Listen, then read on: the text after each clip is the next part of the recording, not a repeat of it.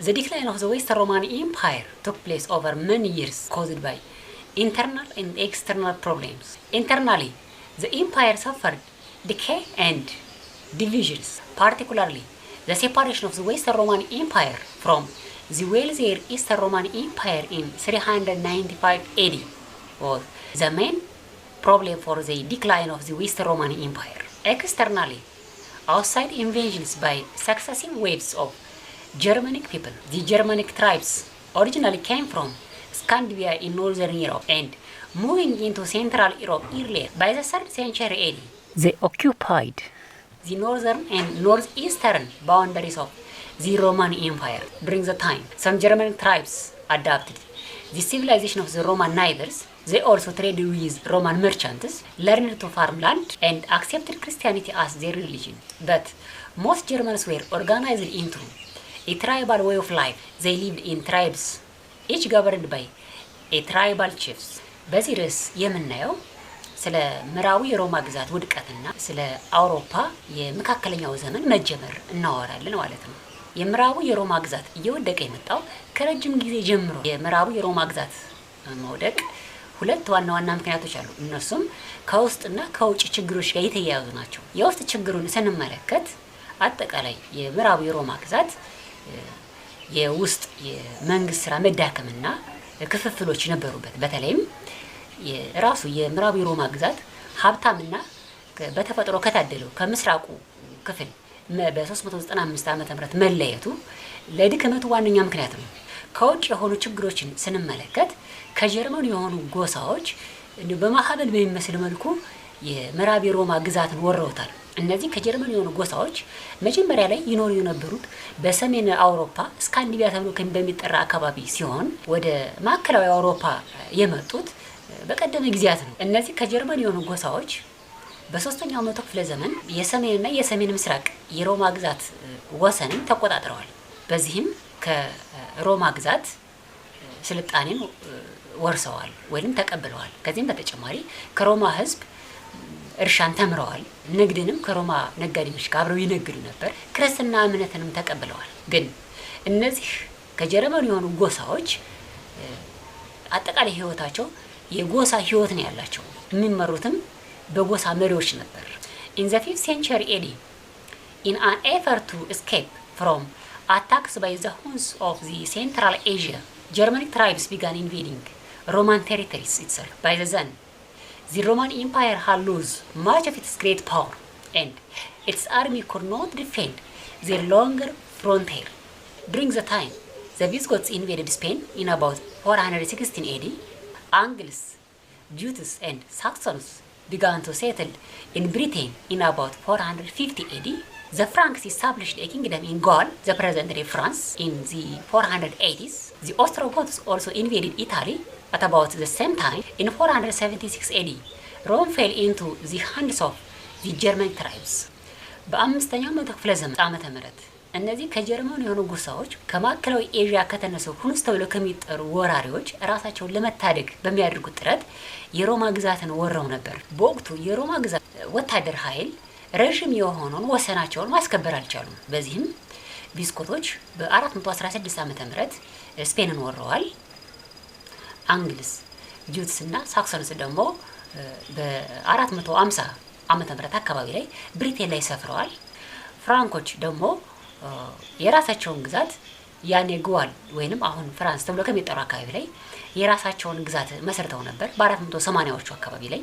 ኦስትሮጎቶችም እዚሁ በ480ዎቹ አካባቢ ላይ ጣሊያን ወረዋል። ሮም ራሷ በጀርመን ጎሳዎች እጅ የገባቸው በ476 ዓመተ ምህረት ነበር። The barbarian invasion divided the huge Roman Empire into many Germanic feudal kingdoms.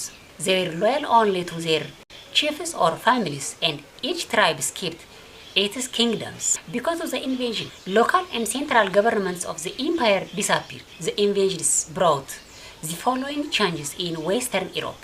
The people moved from towns to the countryside, or there was sharp decline in the population of towns and cities, and societies became rural. Some towns were completely abandoned and gradually disappeared. Ancient literature, architecture, painting, and sculpture declined. Feudalism became the base for economic and political lives of Western European society. However, the Roman Empire passed on to Europe some important things, especially the Latin language and literature and Roman law. የነዚህ የባርባሪያኖች ወረራ ታላቁን የሮማ ግዛት ትንንሽ ወደ ሆኑ የጋርዮሽ ዘመን ግዛቶች ቀይረውታል ወይንም ከፋፍለውታል። በወቅቱ እነዚህ ከጀርመን የሆኑ ጎሳዎች የአለቆቻቸውን ወይንም የጎሳ መሪዎችን ትዕዛዝ ይቀበላሉ። ከዚህም በተጨማሪ ግዛታቸውንም ይጠብቁ ነበር።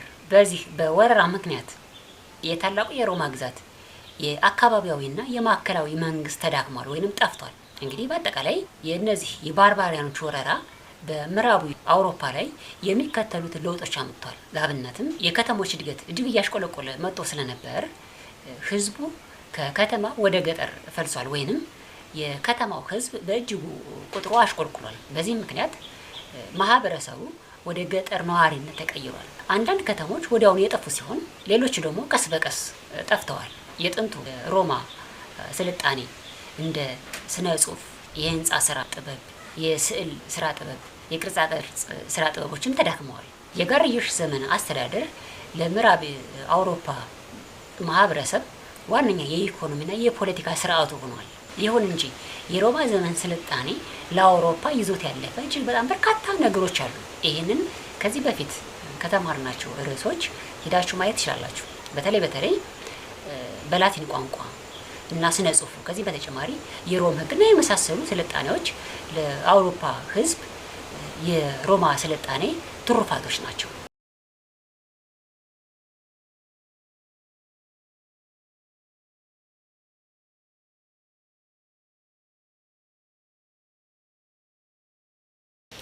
The Roman Christian Church was the only surviving institution that provided leadership for the people and saved Western Europe from complete ignorance. Two church institutions, the cathedral and the monasteries, became centers of learning in the early Middle Age. Cathedrals were the churches of bishops and monasteries were communities of monks. The popes, bishops and other church leaders took over many functions of government after the Roman Empire lost their power. The church collected taxes and maintained law and order. Church buildings served as hospitals for the sick and as inns for travelers. In general, the Middle Age covers the period of European history from 500 AD to 1500 AD, or it covers period from the fall of the Western Roman Empire and the rise of feudalism to the rise of capitalism in 1500 AD. የሮማ የክርስትና ሃይማኖት ቤተክርስቲያን የምዕራብ አውሮፓ ስልጣኔ ጨርሶ እንዳይጠፋ ጠብቃ ያስቀመጠችው ብቸኛዋ ተቋም ነበረች። በወቅቱ ሁለቱ የቤተክርስቲያን ተቋማት ካቴድራሎችና ገዳማት የቀደምቱ የመካከለኛው ዘመን የትምህርት ማዕከላት ነበሩ። ጳጳሳቱ፣ ሊቀ ጳጳሳቱ እንዲሁም ሌሎች የቤተክርስቲያን አስተዳዳሪዎች በርካታ የመንግስት ስራዎችን ይፈጽሙ ነበር። ቤተክርስቲያን ከህዝቡ ታክስ ትሰበስባለች፣ በአጸፋውም ህግና ስርዓትንም ታስከብር ነበር። የቤተክርስቲያን ግንባታዎች ለህሙማን እንደ ሆስፒታል እንዲሁም ለተጓዦች እንደ ማረፊያ ሆነው ያገለግሉ ነበር። በዚህ ዘመን በአጠቃላይ በአውሮፓ ታሪክ መካከለኛው የአውሮፓ ዘመን ብለን የምንጠራው ከ500 እስከ 1500 ዓመተ ምህረት ያለውን ነው። ወይም ይህ ጊዜ ከምዕራብ የሮማ ግዛት መውደቅ እና ከጋርዮሽ ዘመን መምጣት ጀምሮ እስከ የካፒታሊዝም የኢኮኖሚ ስርዓት መምጣት ወይንም እስከ 1500 ዓመተ ምህረት ያለውን ያጠቃልላል። እዚህ ላይ እናንተ ተጨማሪ ሀሳቦች ካሏችሁ ከሀሳብ መስጫ ሳጥኑ ውስጥ ሀሳባችሁ ማካፈል ትችላላችሁ።